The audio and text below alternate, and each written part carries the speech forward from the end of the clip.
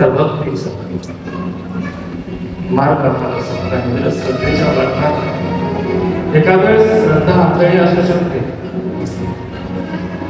श्रद्धा एखाद्याची आंधळी असू शकते, पण भक्ती कधीच आंधळी राहत नाही. आणि अंधश्रद्धा निर्मूलन करण्यासाठी समिती नेमावी लागते, पण अंधभक्ती निर्मूलन करण्यासाठी कुठली समिती नाही आहे. भक्ती मार्ग माझा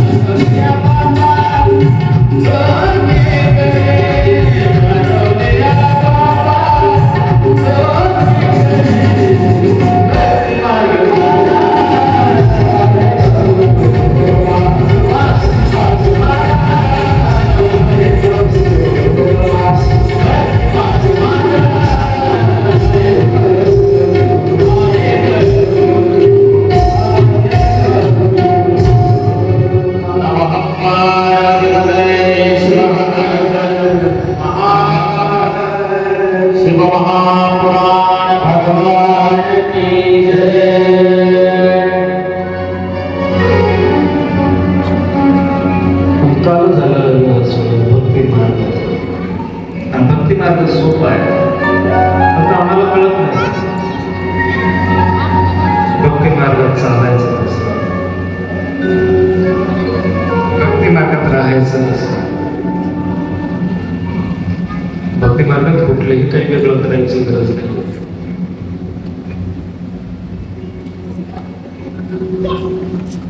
कालचा विवाह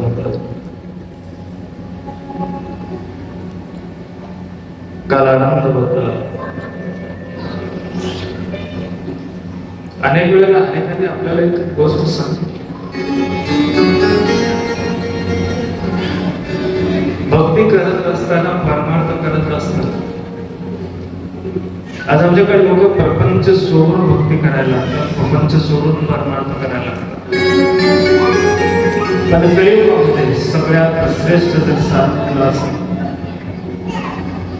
कलियुगामध्ये सगळ्यात श्रेष्ठ भक्ती कुठली असेल तर भजन भक्ती आहे, संकीर्तन भक्ती आहे. कलियुगामध्ये भजन हे सार हरे शंकर साठ कलियुगात सगळ्यात श्रेष्ठ काय आहे, सोपा मार्ग कोणता आहे तर भक्ती लागत तो भजन सगळ्यात सोपं आहे.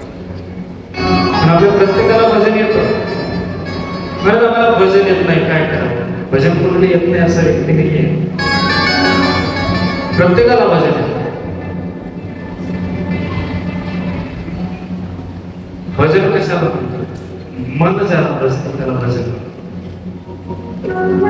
जिथं मनाचं मंजन होतं त्याला भजन म्हणतात, जिथं मन रमतं त्याला भजन म्हणतात. तर आमच्या कोणत्या भजनात म्हणा 3 तासाचं सिनेमा तिथं मन लावून बसतो आणि 7 दिवसाचे आज नाही आलं तर चालतं ना, उद्या ऐकलं पाहिजे, उद्या नाही तर पुढल्या वर्षी ऐकलं पाहिजे. वारंवार मार्ग शोधत नव्हता भजनामध्ये, पण परमार्थ सोडून भक्ती करणं, परमार्थ सोडून प्रपंच सोडून परमार्थ करणं, सोडिता प्रपंच घडेना परमार्थ, हे सोडून नाही. आज आपल्याला सगळं सोडून देऊन फक्त देवाचं नाव घे म्हणलं तर होतं नाही. तर आम्ही सांगतो पहिल्यांदा हे कोणासाठी? कोणी म्हणते भक्ती करा, कोणी म्हणते प्रपंच करा, कोणी म्हणतं संसार करा. संसार हे सुखाचा झाला पाहिजे. आपण जर आपल्या हृदयावर विचार केला तर हा संसार करणं आपण करत असताना खरंच सुखाचा आहे.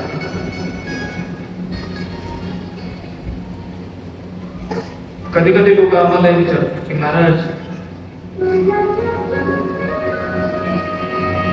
तुमचं जीवन बरं आहे, रोज एका गावात आम्हाला 7 दिवस 7 दिवसात वेगवेगळ्या खायचं खायला मिळतं, वेगवेगळं खायला मिळतं, हे तुमचं किती चांगलं जीवन आहे. तुम्ही या मार्गात टाकताय 6-7 जण ते खूप सुंदर आहे. तुम्ही वेगवेगळ्या ठिकाणी जाऊ शकता, वेगवेगळ्या गावात राहू शकता. आमचं काय महाराज ह्याच 4 व्यक्ती हेच माती, त्याचं मला जीवन जगायचं पुढे जात. पण एक गोष्ट आहे, जगदुरु तुका सांगतात ठेविले अहंते तैसेची राहावे चित्ते असू द्यावे.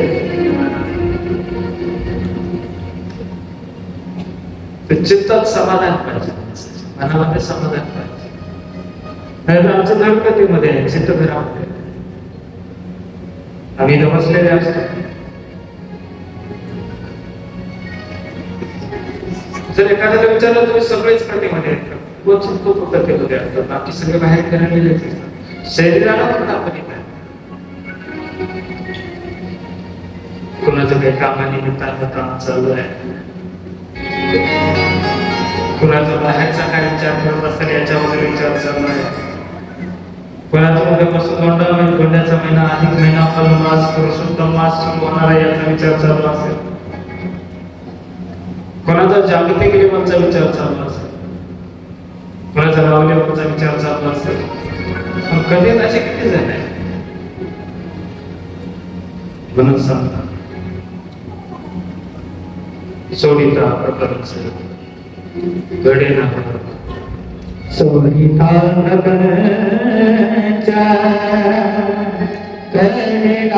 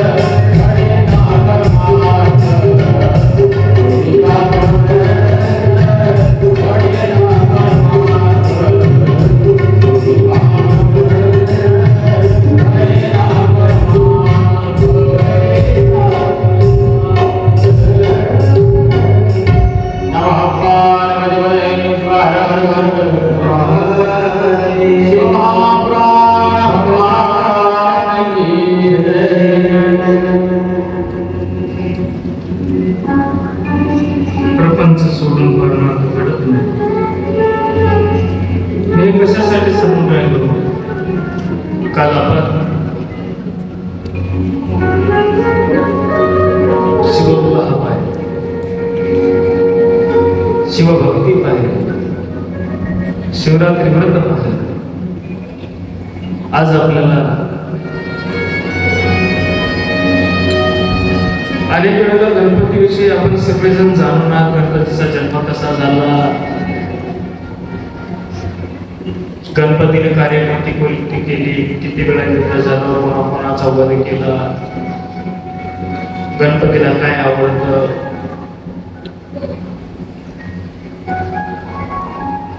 गणपती कशी देवता आहे, कशाची देवता आहे, गणपतीची आराधना, गणपतीची भक्ती केल्यानं काय मिळतं,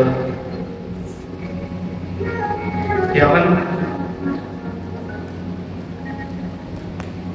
अनेक वेळा ऐकलं, अनेक वेळा पाहिलं. प्रत्येकाला गणपतीची कथा पाठवते. पण भगवान शिवपरमात्म्याच्या परिवारामध्ये दोन त्यांना पुत्र होते. एक म्हणजे कार्तिक आणि दुसरा म्हणजे गणपती, गणेश, गजानन.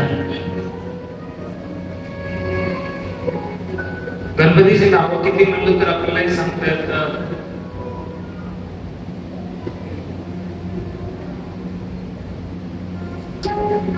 आणि गणपतीची नाव आपल्याला सगळं गणपतीचा इतिहास पुराण पाठ आहे, पुराण माहिती.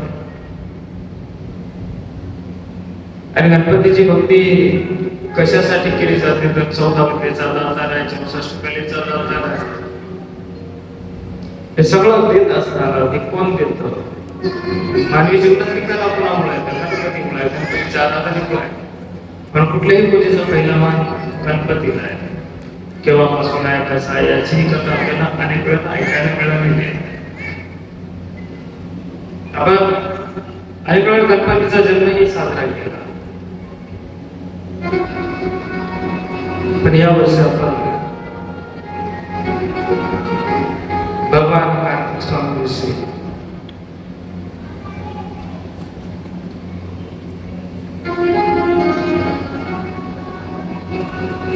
आपल्याच भारत देशामध्ये कार्तिक स्वामीची पूजा प्रत्येक ठिकाणी नाहीये. गणपतीची पूजा सगळ्यात पहिल्यांदा केली. वक्रतुंड महाकाय सूर्यकोटी समप्रभ निर्विघ्नं कुरु मे देव सर्वकार्येषु सर्वदा. सगळ्या कामाची सुरुवात करण्यावर निर्विघ्नपणे पार पाडण्यासाठी गणपतीला आव्हान करते.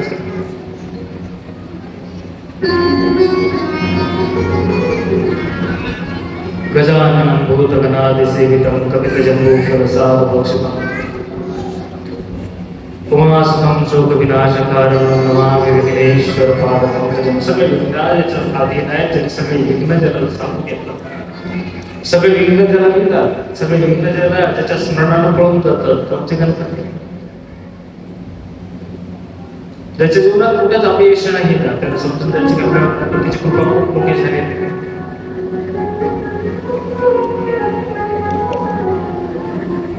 म्हणून दरवर्षी आपण गणपती पाहिले, यावर्षी आपल्याला कार्तिक स्वामी. कार्तिक स्वामीला कोणत्या नावाने ओळखतात? शैवामध्ये जे आपण बसलेले शैव शिवभक्त आहोत, त्यांच्या जीवनामध्ये सगळ्यात महत्वाची गोष्ट म्हणजे कार्तिक स्वामीला किती महत्व आहे. आमचे 5 बोट आहेत हे आपल्याला माहित असणं गरजेचं आहे की आपले बोट, आपले सूत्र, आपले देवता, आपले मंत्र हे आपल्याला माहित असणं खूप गरजेचं आहे. यासाठी गरजेचं आहे की ते आम्हाला माहित असले पाहिजे. आपले गोत्र किती? शैवात जे की गळ्यात लिंग धारण करून इथं बसले, त्यांच्यासाठी प्रश्न आपले गोत्र किती? 5 माहिती. कोणाला एखाद्या बरी तर बसले तुमचं गोत्र कोणतं आहे? म्हणजे आजकाल ते काही शुभ पूजा आपल्याकडे झालेल्या आहे. पूजा करत असताना पहिल्यांदा जो कोणी ब्राह्मण असेल, पुरोहित असेल, भटजी असेल, अर्चक असेल, तो पहिला प्रश्न विचारतो तुमचं गोत्र कोणतं आहे? तर अनेक लोकांना आपलं गोत्र माहीत असणं गरजेचं आहे. आपले गोत्र कसे ठरतात? तिथं झेंडा दिसते तर ते ध्वज पाहिले राजानंतर गेल्यानंतर त्याच्यावर साऊंड बॉक्सला एक ध्वज लावला आहे. ते कधी पाहिला का? येता जाता तरी कशासाठी लावलाय? तो महाराजा कमिटीला काही काम नव्हतं म्हणून लावलाय. बरोबर आहे. कपडा उरला होता, ते 5-6 नंतर उरली होती म्हणून काय करावं, एका मागे एक लावले. असंच ना, ते काही काम नव्हतं आयोजन समितीला म्हणून तो ध्वज लावलाय. माझा नैव ध्वज कोणता आहे? मी कोणत्या परंपरेत आहे ते ध्वज सांगतो. माझी परंपरा कोणती आहे? आपण भगवंताच्या 5 मुखातून 5 भगवंताचे भगवान शिव परमात्म्याचे 5 मुख, त्या 5 मुखातून त्या 5 मुखाची नाव सतोजात, वामदेव, अघोरत, पुरुष आणि ईशान. हे 5 मुख आहेत. त्या 5 मुखातून 5 आचार्यांचा जन्म झाला, उद्भवले. त्या 5 आचार्याने आपल्या 5 परंपरा तयार केल्या. त्या 5 परंपरेमध्ये आपण कुठल्या तरी परंपरेचे नायक आहोत. आपल्याला 5 गोत्र आहे.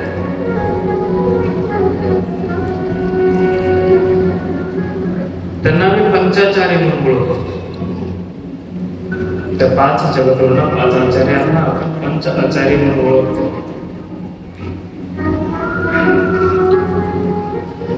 आणि ओळखत असताना पहिली शाखा आहे आपली रंभापुरी. त्या लिंगाचं नाव आहे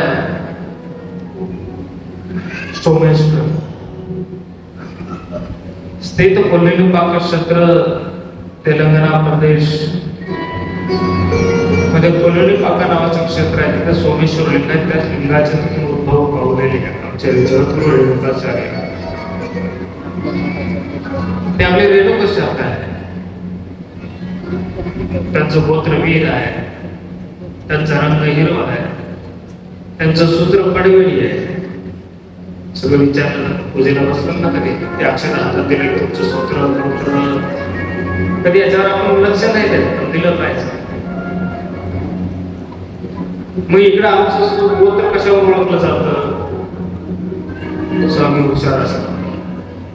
परिसरातले स्वामी जे असतात ते हुशार असतात. तर मग ते विचारतो तुमचे गुरु कोणते आहेत?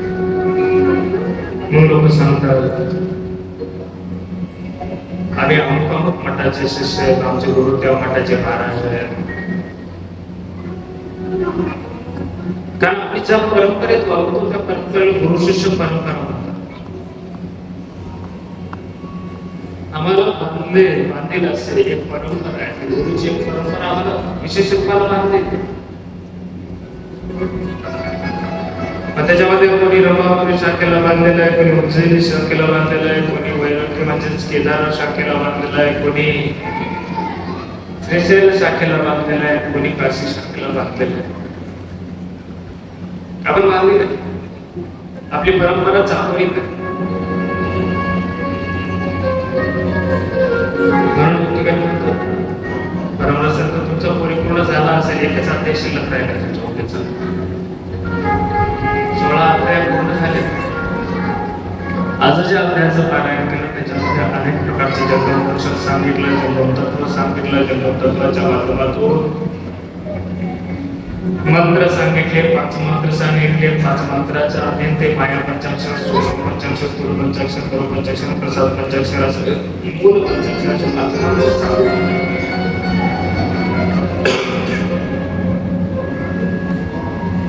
पण आमचं पहिलं वाक्य पंचानाथ भूतान पंचाक्षरमा पंचसूत्र तो वंदे पंचाचार्य सूत्र यांचं महत्वाचे सूत्र कोण आहे आणि कोणत्या सूत्रात बांधलेले आहे ते गणित सोडवत असतात गणितात काही सूत्र असतात ना गणिताचे सूत्र जसं माणसाला वाटत असतं माझ्या धर्माचं माझ्या परंपरेचं माझ्या कुळाचं सूत्र कोणतं आहे हे आपल्याला माहित असणं आवश्यक म्हणजे 5 शाखेमध्ये काशी शाखा आहे त्या काशी शाखेचं गोत्र म्हणजे स्कंद गोत्र आहे ते स्कंद गोत्र कार्तिक स्वातंत्र्य ओळखलं जातं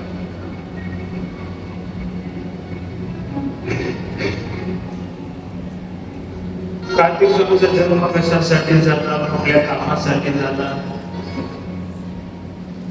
त्याचा बहुतांश भरणा आपल्याला पाहायला मिळतं ऐकायला मिळतं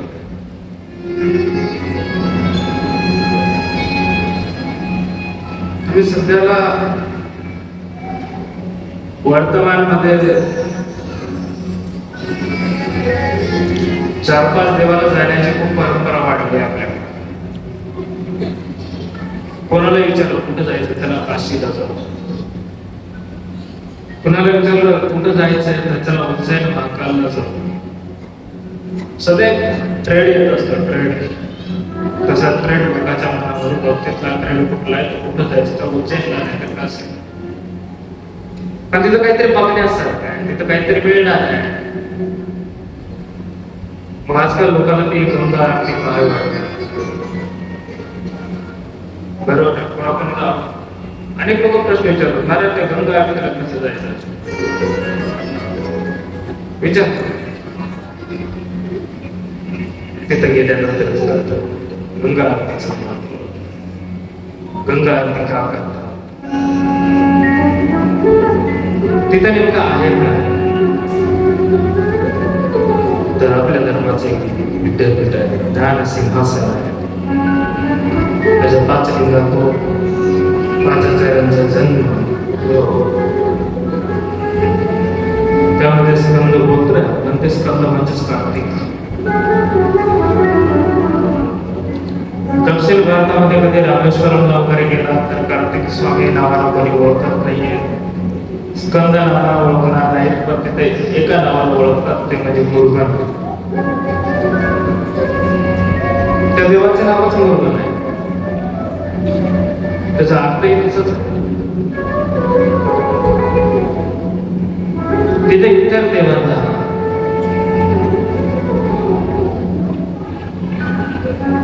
करण्यात तामिळमध्ये केरळामध्ये कार्तिक स्वामीला मानणाऱ्या संख्या जास्त म्हणून तिकडे सर्वाधिक जर जास्त मंदिर म्हणायचे तर कार्तिक स्वामीचे सुब्रह्मण्य अय्यप्पा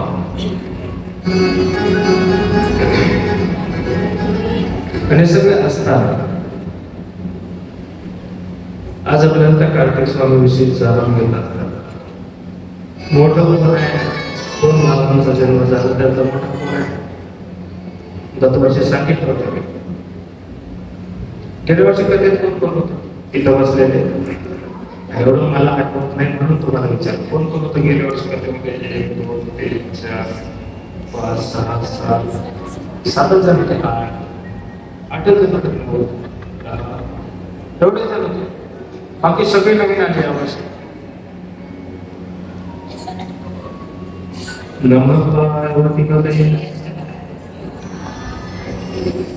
ओम नमः शिवाय ओम नमः शिवाय ओम नमः शिवाय ओम नमः शिवाय Shiva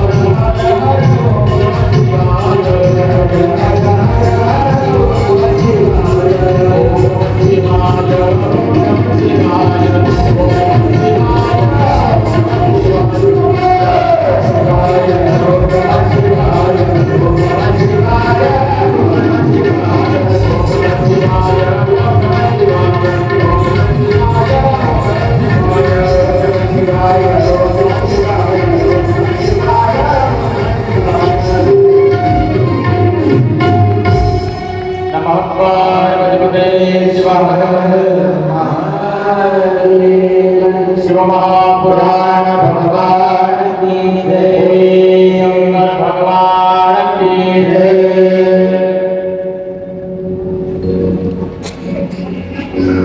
कार्तिक स्वामी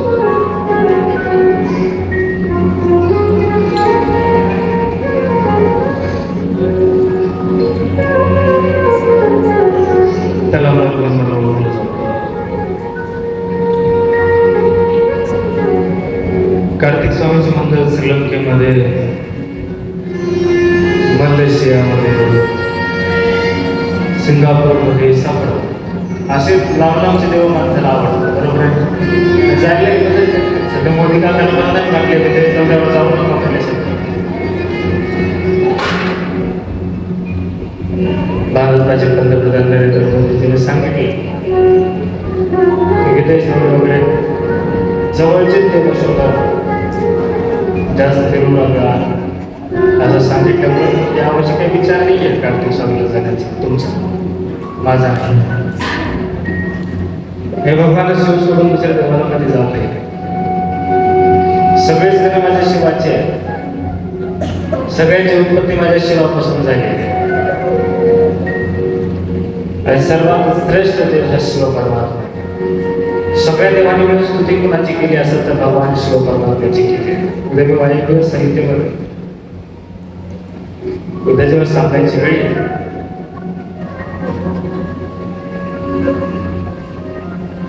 त्यावेळेस नक्कीच कुठल्या मंत्रानं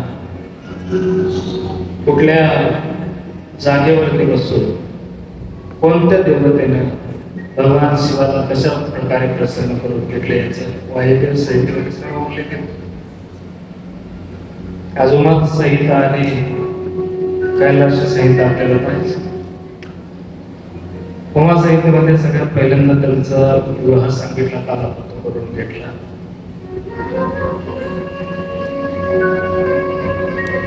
शतरुद्र संहितेमध्ये 2 खंड आहेत, एक सती खंड आहे, एक पार्वती खंड आहे. ते आपण परवा पाहिलं. काल पार्वती खंड काल उमा संहितेत त्यांचं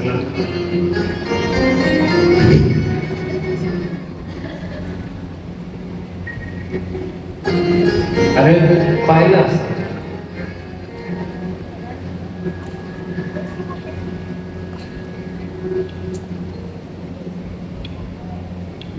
भगवान शिवानी माता पार्वती यांना 2 रत्न प्राप्त. पण कार्तिक स्वामीचा जन्म कशासाठी का केला, त्यांचं कार्य काय होतं, त्यांची पूजा सगळेच का नाहीत करत, कार्तिक स्वामीचा पूजा करण्याचा मान कोणाला आहे किंवा त्यांची मंदिरं कुठे आहेत हे आपल्याला शिवपुराण सांगतात.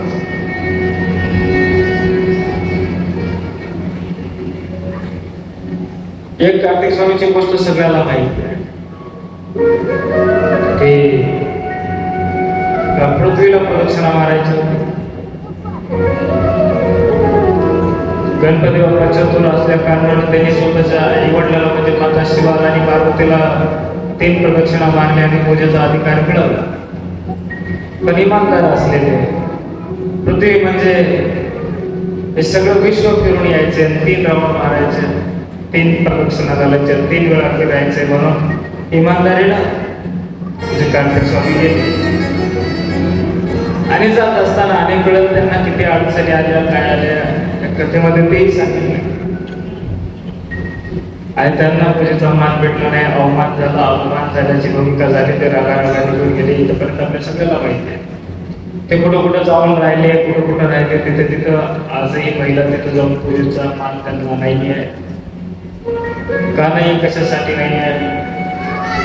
त्यासाठी कैलास संहितेमध्ये संन्यास आणि त्याचा आचार या 2 गोष्टी सांगितल्या. त्याच्यामध्ये कार्तिक स्वामीचं थोडंसं वर्णन येतं.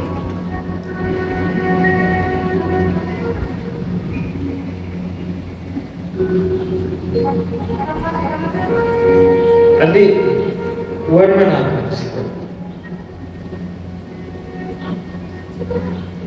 कार्तिक स्वामी सोबत कोण राहिलं, कार्तिक स्वामीचे सवंगडी कोणते, सगळ्या गोष्टी त्यांना विशेष पूजा कुठे आहे, त्यांची पूजा कोण करतो, त्यांची नावं किती आहेत, गणपतीची नावं किती आहेत तुम्हाला माहित असलेले सांगू शकता? चालत चालत 100 नावं तुम्ही सांगता, बरोबर? चालत चालत थोडस शास्त्र पुराण पाहिलं तर 1008 नावं तर सहजरित्याने गणपती बाप्पाचे सांगू शकतो आपण. गणनाथ, गजानन, गणपती, गणेश, वक्रतुंड, लंबोदर, धूमकर्ण असं जर नावं सांगाच म्हणलं तर किती?